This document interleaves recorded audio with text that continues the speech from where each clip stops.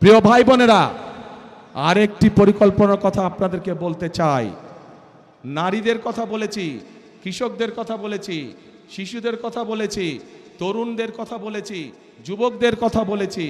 আরেক শ্রেণীর মানুষ আছে আমাদের সমাজে, যেই মানুষগুলো আমাদের জন্ম থেকে মৃত্যু পর্যন্ত আমাদের সাথে থাকেন। তারা সম্মানী মানুষ। তারা জীবনের বিভিন্ন সময় আমরা যখন বিভিন্ন মুসিবতে পড়ি, সেই সময় তারা আমাদেরকে পরামর্শ দিয়ে থাকেন। সেই মানুষগুলো কারা?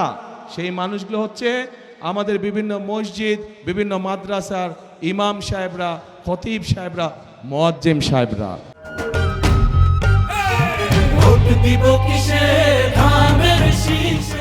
আমরা এই সম্মানী মানুষগুলোর জন্য ইনশাআল্লাহ বিএনপি সরকার গঠন করলে পর্যায়ক্রমিকভাবে সারা দেশে বিভিন্ন মসজিদ মাদ্রাসার ইমাম সাহেব, খতিব সাহেব যারা আছেন, মুয়াজ্জিম সাহেব আছেন, তাদেরকে আমরা সম্মানী দিতে চাই সরকারের পক্ষ থেকে, যাতে করে তারা সম্মানের সাথে জীবন যাপন করতে পারেন। শুধু তাই নয়, একই সাথে আমরা তাদেরকে বিভিন্ন রকম ট্রেনিং দিব, যাতে করে তারা ভালোভাবে জীবন যাপন করতে পারেন।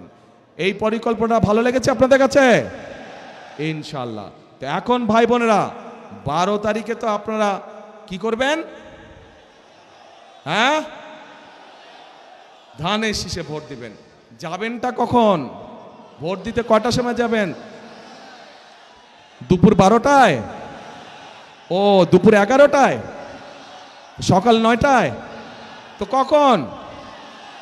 হ্যাঁ, তাহাজ্জুদের নামাজ পড়তে উঠবেন ওই দিন।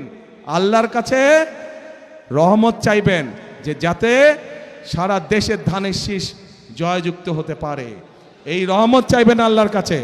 তারপরে এলাকার মানুষকে সাথে নিয়ে আপনি মুসলমান হলে তাহাজ্জুদ পড়বেন, আপনার অন্য ধর্মের ভাই বোন যারা আছে তাহাজ্জুদ পড়ে বের হবেন, তাদেরকে সাথে নিয়ে যাবেন। গিয়ে তারা তাদের ধর্মীয় আচার অনুষ্ঠান ভোরবেলায় যেটা থাকে সেটা তারা করবে। পাশে আপনারা মুসলমান যারা ফজরের জামাত আদায় করবেন, যার যার যেই ভোট কেন্দ্র, ভোট কেন্দ্রের সামনে, ঠিক আছে? করে লাইন দিয়ে দাঁড়াবেন। ভোট শুরু হবে, সাথে সাথে ভোট দেওয়া ইনশাল্লাহ শুরু করবেন। কিন্তু ভোট দিয়ে সাথে সাথে চলে আসলে চলবে না। কি করা লাগবে? থাকতে হবে, কড়ায় গন্ডায় বুঝে নিয়ে আসতে হবে। কেন এই কথাটা বললাম? বহু বছর হয়ে গেছে আমরা তো ভোট দেবার সুযোগ পাইনি, তাই না?